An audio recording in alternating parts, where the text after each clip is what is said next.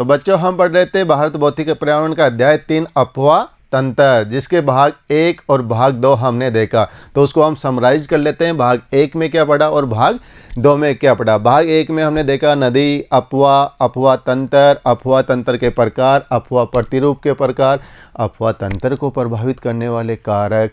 भाग 2 में हमने देखा कि भारतीय अफवाह तंत्र का विकास 2 आधार पे, समुद्र में जल विसर्जन के आधार पे, अरब सागर का अफवाह तंत्र और बंगाल की खाड़ी का अफवाह तंत्र, यानी उनमें गिरने वाली नदियाँ। सेकंड देखा हमने उद्गम के प्रकार, प्रकृति और विशेषताओं के आधार का अफवाह तंत्र, जिसमें हमने हिमालय अफवाह तंत्र और प्रायद्वीपीय अफवाह तंत्र। फिर हमने देखा कि हिमालय अफवाह तंत्र का विकास कैसे हुआ, जिसमें हमने देखा एक मायोसीन कल्प में क्या थी, एक शिवालिक इंडो बर्मा नदी बहती थी। बाद में वो शिवालिक इंडो बर्मा नदी कितने भागों में विभाजित हो गई, 3 भागों में, जिसमें सिंधु नदी तंत्र, सिंधु नदी व उसकी सहायक नदियाँ, गंगा नदी तंत्र, गंगा नदी व उसकी सहायक नदियाँ, ब्रह्मपुत्र नदी तंत्र, ब्रह्मपुत्र व उसकी सहायक नदियाँ। तो भाग 3 में हम देखेंगे सिंधु नदी तंत्र। प्यारे बच्चों ये दिख रहा है आपको सिंधु नदी तंत्र। तो अब हो जाइए तैयार अपनी नोटबुक, पेन, पेंसिल और पाठ्य पुस्तक व मानचित्र लेके। क्यों, मानचित्र कार्य भी हम साथ साथ करेंगे। तो ये दिख रहा है आपको इंडस रिवर सिस्टम। इस सिंधु नदी तंत्र में हम सिंधु नदी और इसके अलावा उसकी 5 सहायक नदियाँ कौन कौन सी, झेलम, चिनाब, रावी, व्यास और सतलुज, इन 5 नदियों की और एक मुख्य नदी इंडस रिवर जिसे सिंधु नदी कहते हैं, इनकी चर्चा करेंगे। देखते हैं सिंधु नदी तंत्र में सिंधु नदी। ये प्यारे बच्चों आपको उत्तरी भारत का मैप दिखाया गया है कि सिंधु नदी तंत्र को, सिंधु नदी को पढ़ने के लिए हमें क्या देखना होगा कि ये सिंधु नदी कहाँ से निकलती है, भारत में कहाँ प्रवेश करती है, भारत में कहाँ बहती है, इसकी लंबाई कितनी है, पाकिस्तान में कहाँ प्रवेश करती है और अंत में कहाँ गिरती है, इसकी सहायक नदियाँ कौन सी है। तो देखते हैं सिंधु नदी। प्यारे बच्चों यहाँ देखो, यहाँ पे है कैलाश पर्वत श्रेणी। क्या है, कैलाश पर्वत श्रेणी।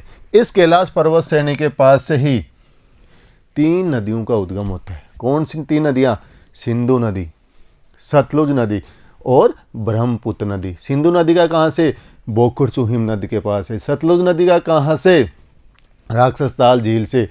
और ब्रह्मपुत्र नदी का कहाँ से, चेमायुंगडुंग हिमनद से। तो पहले देखते हैं सिंधु नदी। तो प्यारे बच्चों आप इस पर देख लो, यहाँ से निकल के सिंधु नदी यूँ उत्तर पश्चिम में बहती हुई इधर आके और इधर अरब सागर में गिर जाती है। तो ये क्या डायग्राम कौन किसका दिखा रहा है, सिंधु नदी का। तो हम सबसे पहले देखते हैं सिंधु नदी का उद्गम कहाँ पे, कैलाश पर्वत श्रृंखला में बोखरचू हिमनद के पास। तो यहाँ लिख लो आप बोखरचू हिमनद नंबर 1। यहाँ से निकल के किधर की ओर, उत्तर की ओर। ये देखो नदी कहाँ जा रही है, इधर, जबकि ब्रह्मपुत्र किधर जा रही है, इधर। तो ये कौन सी नदी है, पुरुवती नदी। आपने पढ़े थे 2 प्रकार अफवाह तंत्र के प्रकार, अनुगामी या अनुवर्ती और दूसरा था अनअनुवर्ती, जिसमें एक अध्यारोपित था और दूसरा पूर्ववर्ती था। पूर्ववर्ती मतलब इंटेसिडेंट रिवर, यानी यदि कोई स्थलखंड ऊपर उठ जाता है तो उसके स्थलखंड के ऊपर उठने पे उसके मार्ग पे कोई प्रभाव नहीं पड़ता, वो नदी अपने रास्ते से ही होते हुए बहती है। तो उसे कहते हैं एंटीसीडेंट या पूर्ववर्ती नदी। तो सिंधु नदी कौन सी, पूर्ववर्ती नदी। सतलुज भी कौन सी, पूर्ववर्ती नदी। अब देखते हैं यहाँ पे देखो, यहाँ पे है दमचौक। नोट कर लो प्यारे बच्चों, कौन सी जगह है, दमचौक। दमचौक की जगह कहाँ पे प्रवेश करती है, भारत में प्रवेश करती है। तो पहला क्या, बोकुरचू हिमनद से निकलती है, कहाँ पे प्रवेश करती है, भारत में, दमचौक के निकट प्रवेश करती है। फिर ये लेह जिले में बहती है। यहाँ पे 2 पर्वत श्रेणियाँ हैं, यहाँ पे लद्दाख है, यहाँ पे जास्कर है। ये भी आप लिख लो, ये लद्दाख और ये जास्कर, यानी इस लद्दाख और जास्कर पर्वत श्रेणियों के बीचों बीच से निकलती है। तो प्यारे बच्चों एक श्रेणियों पे भी आप देख लो कि सबसे ऊपर कौन सी है, कराकोरम, नोट कर लो। फिर कौन सी? लद्दाख। फिर कौन सी? जास्कर। फिर कौन सी? पीर पंजाल। और फिर कौन सी? धौलाधर। इनको भी आपको दिखाते हैं। यहाँ पे कराकोरम,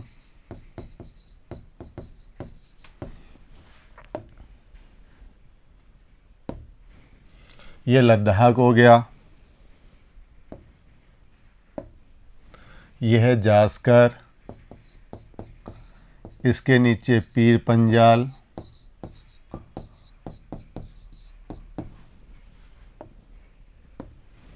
और यहाँ पे धौलाधर, यानी उत्तर से दक्षिण की ओर इसका क्रम। याद करने की एक ट्रिक्स आपको बता देता हूँ। कल जीप को धो लो, लिख लो। कल जीप धो लो।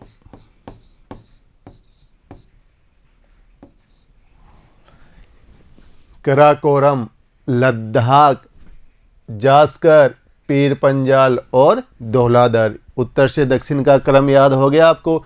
यानी कल जीप को क्या करना है? धोना है। तो कराकोरम, लद्दाख, जास्कर, पीर पंजाल और धौलाधर, ये क्या हो गए? पर्वत श्रेणी। इसको आप मैप पे भी आपको दिखा देते हैं। ये देखो, ये कराकोरम, ये लद्दाख,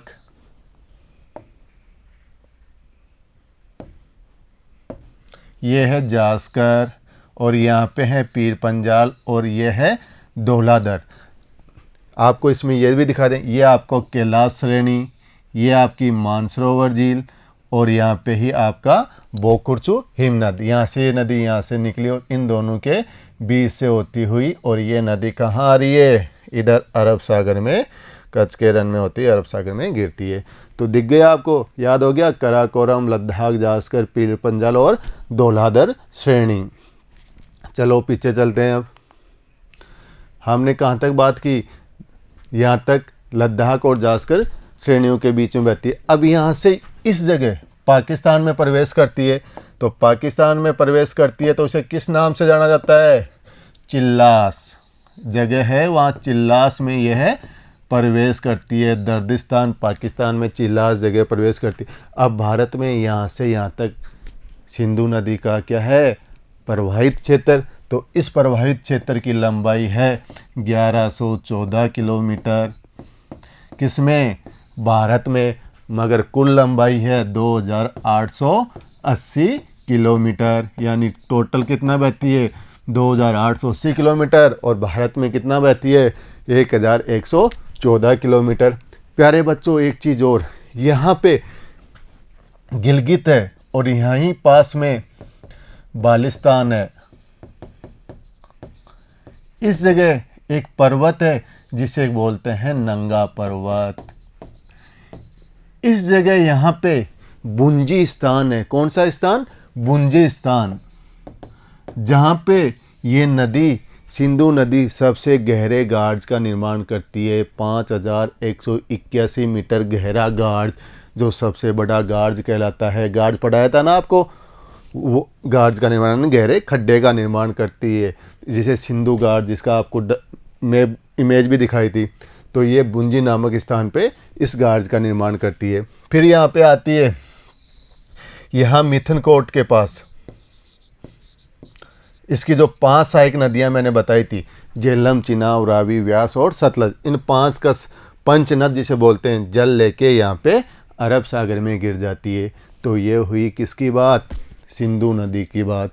अब इसको लिखे हुए को आप आराम से पढ़ सकते हो। देखिए इसके पॉइंट। संसार की सबसे बड़ी नदी द्रोणियों में से एक, तिब्बत क्षेत्र के कैलाश पर्वत में बोकुरचू हिमनद के पास 31 डिग्री 15 मिनट उत्तरी और 80 डिग्री 40 मिनट पूर्व से होता है, जिसकी ऊंचाई 4164 मीटर है।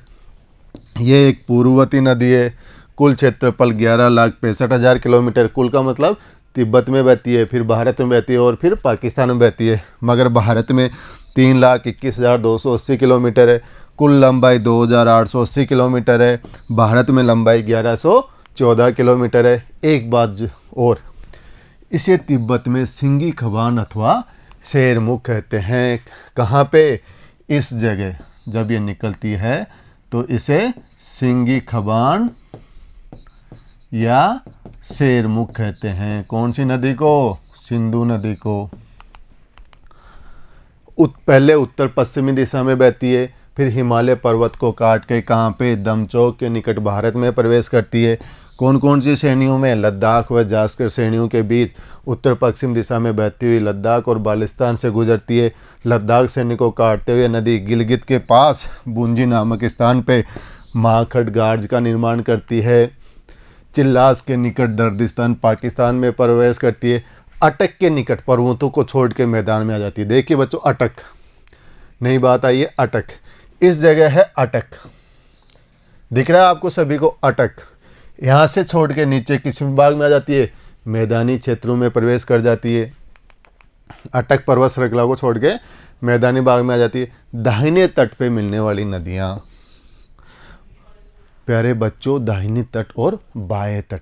आप क्या अक्सर कंफ्यूज रहते हो कि सर ये दाहिनी तट क्या होता है, बायां तट क्या होता है? नदी क्या होती है? पहले क्या होती है? उद्गम होती है और लास्ट में क्या गिरती है? मुहाने की ओर। यानी जहाँ से नदी निकलकर जिस दिशा में बहती हो, जैसे मान लो हमारी सिंधु नदी कहाँ से निकली? यहाँ से निकली और किधर गई? इस दिशा में गई। तो इस दिशा में हम मुंह करके खड़े हो जाते हैं। तो इस तरफ हमारा जो हाथ होगा ये होगा इसका दाहिना तट और ये होगा इसका बायां तट। क्लियर बच्चों? यानी जिधर से नदी जाती हो, जिधर की ओर नदी जाती हो, उस तरफ हम मुंह करके खड़े हो जाएं तो हमारा जो राइट हैंड होगा वो दाहिना तट और हमारा जो लेफ्ट हैंड होगा वो बायां तट होगा। देखते हैं, दाहिने तट पे मिलने वाली नदियाँ खुरम, तोची, गोमल, विभोवा और संगर है। इसकी सहायक नदियों को भी देख लेते हैं। खुरम, तोची, गोमल, कौन कौन से तट पे? दाहिने तट पे। मैंने बताया था दाहिना तट कैसे आ गया समझ में? ये सभी नदियाँ, और ये सभी नदियाँ कहाँ से निकलती है? सुलेमान पर्वत श्रेणी से निकलती है। सुलेमान पर्वत श्रेणी भी अपने मैप पे देख लेते हैं। तो प्यारे बच्चों ये देखो सुलेमान पर्वत श्रेणी, और ये है यहाँ पे हिंदुकुश पर्वत श्रेणी। ये चीज़ें आपने भारतीय उपमहाद्वीप में भी पढ़ी थी। इन श्रेणियों से कौन कौन सी नदियाँ निकली? सिंधु की सहायक नदियाँ जो दाहिने तट पे मिलती है। हिमालय पर्वत से निकलने वाली सहायक नदी, अब हिमालय पर्वत ऊपर से जहाँ पे काराकोरम था उधर श्योक, गिलगित, जास्कर, हुंजा, नुब्रा, सिगार और गास्टिंग, इनको भी देख लेते हैं। ये देखो गिलगित, श्योक, नुब्रा, जास्कर, ये कौन सी हो गई? इसकी हिमालय से निकलने वाली नदियाँ, ये इसकी सहायक नदियाँ। अगला पॉइंट देखते हैं प्यारे बच्चों, दक्षिण की ओर बहती हुई, मैंने क्या बताया था? मिथनकोट के पास। कहाँ पे? मिथनकोट के पास, इस जगह। ये क्या है इसका? मिथनकोट जगह, जहाँ पे क्या कर लेती है? पंचनद नदियों का जल प्राप्त कर लेती है। झेलम, चिनाब, रावी, व्यास और सतलज का। और अंत में क्या करती है? सिंधु नदी कराची के पूर्व अरब सागर में जा गिरती है। तो ये हुई हमारी सिंधु नदी की बात। बच्चों कंसेप्ट क्लियर? तो सिंधु जल समझौते को देख लेते हैं कि सिंधु जल समझौता क्या है, किस वजह से वो न्यूज़ चैनल और अखबारों की सुर्खियां बना रहता है। 1960 में भारत और पाकिस्तान के, उस टाइम भारत के तत्कालीन प्रधानमंत्री स्वर्गीय श्री जवाहरलाल नेहरू थे और पाकिस्तान के राष्ट्रपति अयूब खान के, दोनों के बीच रावलपिंडी में विश्व बैंक की अध्यक्षता में एक समझौता हुआ। उसमें यह कहा गया कि जो ऊपर की 3 नदियां हैं, मैं इनको आपको क्रम बताता हूँ। ऊपर कौन सी है? सिंधु, ये भी आपको याद रखना जरूरी है बच्चों। फिर आती है झेलम, फिर आती है चिनाब, फिर आती है रावी, और फिर आती है व्यास, और फिर आती है सतलुज। यानी ऊपर की 3 नदियाँ सिंधु, झेलम और चिनाब, इन 3 नदियों का 80% जल कौन प्राप्त करेगा? पाकिस्तान प्राप्त करेगा। और 20% कौन करेगा? इंडिया प्राप्त करेगा। और नीचे वाली 3 नदियाँ रावी, व्यास और सतलुज, इनका 80% जल भारत लेगा और 20% पाकिस्तान लेगा। ये क्या था? सिंधु जल समझौता। तो ये हुई हमारी क्या बात? सिंधु नदी और सिंधु जल समझौता। अब सिंधु की 5 सहायक नदियाँ, झेलम, चिनाब, रावी, व्यास और सतलुज। तो देखते हैं इन 5 सहायक नदियों को। चलो चलते हैं अगली नदी पे।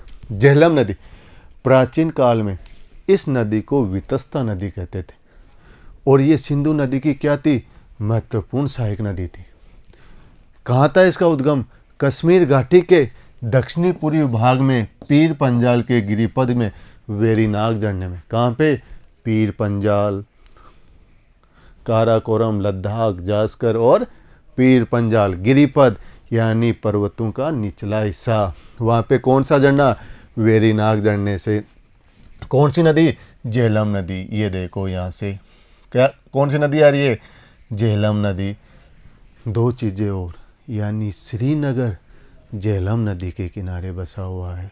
दूसरी चीज़, वुलर झील से होते हुए प्रवाहित होती है, जो मीठे पानी की झील है।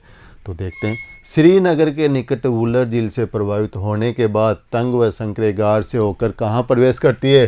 पाकिस्तान में प्रवेश करती है। और झंग के निकट कहाँ पे मिल जाती है? ये चिनाब में मिल जाती है। और ये जगह कौन सी है? झंग।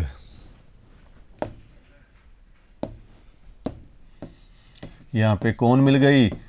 इसको चिनाब मिल गई। और यह भी कहा जाता है कि झेलम किसकी सहायक नदी है? चिनाब की सहायक नदी है। इस पे 3 परियोजना बनी हुई है, तुलबुल, उरी और किशन गंगा परियोजना। नदी बहती है जिसे पाकिस्तान में नीलम के नाम से जाना जाता है। देखो प्यारे बच्चों, किशन गंगा। ये देखो, ये कौन सी नदी है? किशन गंगा। और ये आके किस में मिल रही है? झेलम नदी में मिल रही है। और ये क्या है आपका? वेरीनाग। यहाँ से कौन सी नदी निकल रही है? झेलम नदी निकल रही है। दिख रहा है आपको? ये वेरीनाग से निकल के और ये इधर आ रही है और ये किशन गंगा यहाँ से आके इसमें मिल रही है। इसे पाकिस्तान में नीलम कहते हैं। और इन दोनों पे अक्सर क्या चलता रहता है? विवाह चलता रहता है। 3 परियोजना हो गई। अब देखते हैं अगली नदी, चिनाब नदी, जिसको प्राचीन काल में अस्कनी कहते हैं और सिंधु की सबसे बड़ी सहायक नदी है। यानी जो झेलम है वो भी आके किस में मिलती है? चिनाब में। और रावी भी आके किस में मिलती है? चिनाब में। तो ये क्या हो गई? सिंधु की सबसे बड़ी नदी। कहाँ से निकलती है? लाहौल घाटी में स्थित बाड़ा लाचा दर्रे के बाद। अब बच्चों इसमें एक चीज़ देखना आप, ये जो सिंधु नदी है इस जगह आपको दिख रहा है, सॉरी सिंधु नहीं, चिनाब नदी, इस जगह यहाँ पे कौन सा पास दिखाई दे रहा है आपको? बाड़ा लाचा दर्रा।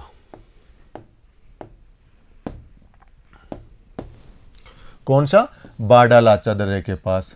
यहाँ पे ये नदी 2 भागों में निकलती है। ये देखो इधर, एक तो ये नदी और ये नदी, इसे कहते हैं चंद्रा और इसे कहते हैं भागा। कितने नामों से? 2 नामों से। मगर यहाँ पे एक जगह है तांडी। कौन सी जगह है? तांडी। जब तांडी में चंद्रा और भागा आपस में मिल जाती है तो उसके बाद में ये नदी क्या कहलाती है? चेनाब नदी कहलाती है।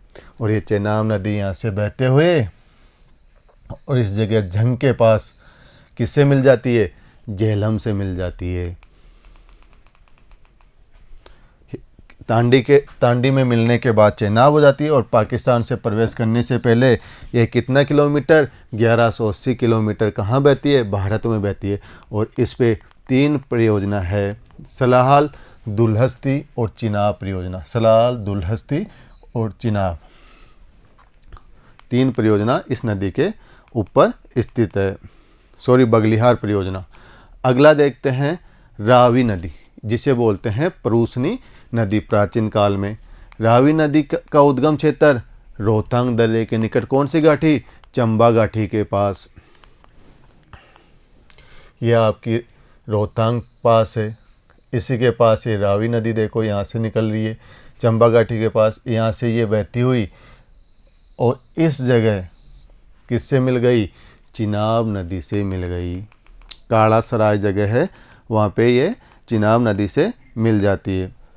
सॉरी, सराय सिंधु के निकट चिनाब नदी में मिलने से पहले यह नदी पीर पंजाल और धौलाधर श्रेणियों के बीच बहती है। कौन सी? पीर पंजाल व धौलाधर श्रेणियों के बीच में बहेगी। और फिर सराय सिंधु के निकट कौन सी नदी में मिल जाती है? चिनाब नदी में मिल जाती है। और इस पर कितनी परियोजना है? 2 परियोजना है, चमेरा परियोजना और थीन परियोजना। अगली नदी देखते हैं व्यास। व्यास भी रोहतांग दर्रे के निकट कौन से व्यास कुंड से निकलती है। इस पे आपको एक जानकारी और दे देते हैं, यानी ये रोहतांग दर्रा है और यहाँ से कौन सी नदी निकल रही है? व्यास नदी निकल, और ये व्यास नदी यहाँ से बहती हुई यहाँ पे किससे मिल जाती है? सतलुज से मिल जाती है। व्यास ही एक ऐसी नदी है जो सिर्फ भारत में ही बहती है। और यहाँ हरिक के स्थान पे कौन सी नदी से? सतलुज नदी से मिल जाती है। और यहाँ पे हरिक के बैराज के पास हरिक के बैराज से बांध बनाया गया है। देखते हैं, हरिक के बैराज से भारत की सबसे लंबी नहर इंदिरा गांधी नहर, राजस्थान के संदर्भ में विशेष महत्वपूर्ण नहर इंदिरा गांधी नहर निकलती है। ये एक ऐसी नदी है जो कहाँ बहती है? सिर्फ भारत में बहती है। और पोंग बांध इस नदी पे बनाया हुआ। तो प्यारे बच्चे, हमने देख लिया कि सिंधु, झेलम, चिनाब, रावी और व्यास नदियां हमने देखी। अब नेक्स्ट पे चलते हैं सतलुज नदी। सतलुज नदी के बारे में मैंने बताया था कि सतलुज नदी भी वहाँ से निकलती है जहाँ से सिंधु नदी निकलती है, यानी कैलाश पर्वत श्रेणी के पास से। वो कैलाश पर्वत श्रेणी के बोकुरचू हिमनद से निकलती है। और एक कैलाश पर्वत श्रेणी के मानसरोवर के निकट कौन सी झील से? राक्षस ताल झील से निकलती है। कितनी मीटर की ऊंचाई पे? 4555 मीटर की ऊंचाई से निकलती है। इस सतलुज नदी को लॉन्ग चेन खंबाब उपनाम से भी जाना जाता है। कहाँ पे? तिब्बत में। तिब्बत में किस नाम से? लॉन्ग चेन खंबाब के नाम से। ये सिंधु नदी के समानांतर भारत में प्रवेश करने से पहले 400 किलोमीटर बहती है। और मैंने क्या बताया था? ये नदी क्या है? पूर्ववर्ती नदी है। और ये हिमालय पर्वत श्रेणी के सिपकला से बहते हुए पंजाब के मैदान में प्रवेश करती है। इसको अपने मैप पे देख लेते हैं, सतलुज नदी को। प्यारे बच्चों, मैंने क्या बताया कि कहाँ से निकल रही है सतलुज नदी? यहाँ से। कौन सा झील? मानसरोवर के पास में कौन सी झील है? राक्षस ताल झील से। ये मानसरोवर के पास में राक्षस ताल झील से कौन सी नदी निकल रही है? सतलुज नदी। और जैसे ही ये सतलुज नदी निकलती है, यहाँ से बहती है इतनी दूरी तक, तो हमने देखा कि सिंधु नदी भी कहाँ से निकल रही थी? यहाँ से निकल रही थी। और कितना बहा था? यहाँ तक। तो दोनों की दूरी क्या है? सिंधु नदी के समानांतर कितना किलोमीटर? 400 किलोमीटर। तो ये दोनों नदियाँ क्या होती है कि भारत में प्रवेश करने से पहले 400 किलोमीटर तक दोनों समानांतर बहती है। और मैंने एक बात और बताई थी प्यारे बच्चों, दोनों नदियाँ क्या है? एंटीसीडेंट रिवर है, पूर्ववर्ती नदियां है। अब ये यहाँ पे कौन सा पास है? सिपकीला पास। इस सिपकीला पास से कहाँ प्रवेश करती है? भारत में प्रवेश करती है। ये देखो, ये कौन सा पास बना हुआ है? सिपकीला पास। कौन सी नदी आ रही है? ये देखो, यहाँ से निकलकर सतलुज नदी यहाँ से ये पंजाब के मैदान में प्रवेश करती है। और ये बहती हुई इस जगह हरि के बैराज पे सतलुज किससे मिल जाती है? व्यास से। व्यास नदी इससे मिल जाती है। तो यहाँ पे ही हरि के बैराज जगह जहाँ पे कौन सी परियोजना? भाखड़ा नांगल परियोजना, जिसका ग्रेविटेशनल क्या है? गुरुत्वीय, सबसे ऊंचा गुरुत्वीय बांध है ये। कौन सा बांध? भाखड़ा नांगल बांध।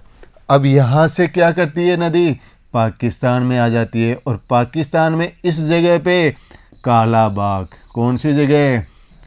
कालाबाग में किस नदी से मिल जाती है? चिनाब नदी से मिल जाती है। ये देखो, यहाँ पे इस नदी से मिल जाती है। तो फिर आगे ये बहती है। और यहाँ पे मिथनकोट जो पाकिस्तान में है, वहाँ पे किस नदी से मिल जाती है प्यारे बच्चों? सिंधु नदी से। जब ये सिंधु नदी से मिल जाती है तो फिर बाद में ये सिंधु नदी ये पंच नद यानी इन पांचों नदियों का जल लेके कहाँ पे गिर जाती है? अरब सागर में गिर जाती। तो ये हुई सतलुज नदी। अब प्यारे बच्चों, एक चीज़ और देख लेते हैं कि 2 आप ये जो पारिभाषिक शब्दावली है, कई बार पूछा था कि दो आब क्या होता है, कि जो दो नदियों का बीच का क्षेत्र होता है उसे हम क्या कहते हैं, दोआब कहते हैं। तो देखते हैं इन जो 6 नदियां हैं उनके संदर्भ में कौन कौन सी देखी हमने, सिंधु, झेलम, चिनाब, रावी, व्यास और सतलुज। पहली देखी हमने कौन सी नदी, सिंधु नदी, दिख रहा है। फिर हमने देखी झेलम नदी।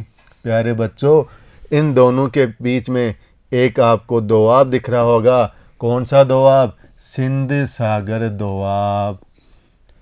सिंध सागर दोआब किन नदियों के बीच, झेलम और सिंधु के बीच में, कौन सा, सिंध सागर दोआब। आगे चलते हैं, झेलम के नीचे कौन सी नदी देखी थी, चेनाब नदी देखी थी। अब तो झेलम और चेनाब के बीच में कौन सा दोआब, जेच दोआब। कौन सा दोआब, जेच दोआब। फिर चेनाब के बाद में कौन सी नदी देखी थी, रावी नदी। तो रावी और चेनाब के बीच में कौन सा दोआब, रचना दोआब, रचना दोआब। फिर रावी के बाद में कौन सी नदी देखी थी, व्यास नदी। तो रावी और व्यास के बीच में कौन सा दोआब, बारी दोआब। और लास्ट में कौन सी नदी देखी हमने, सतलुज नदी। व्यास और सतलुज के बीच में कौन सा दोआब, बिष्ट दोआब। तो कितने दोआब हो गए, 1 2 3 4 और 5। सिंध सागर दोआब, जेच दोआब, रचना दोआब, बारी दोआब और बिष्ट दोआब। और क्रम कौन सा, सबसे ऊपर सिंधु, झेलम, चिनाब, रावी, व्यास और सतलुज नदियाँ। तो बच्चों, ये हुई हमारे सिंधु नदी तंत्र में सिंधु और उसकी 5 सहायक नदियाँ। मुझे उम्मीद है, आशा है, विश्वास है कि थोड़ा नदी का टॉपिक क्या होता है, कठिन होता है, मगर आप जब यह वीडियो देखोगे तो इसमें आपको आसानी से समझ में आ जाएगा। तो आप देखते रहिए सिंधु नदी तंत्र का यह वीडियो पॉज कर करके और बने रहिए मेरे साथ। तब तक मिलते हैं अगली कक्षा में। Thank you, have a nice day.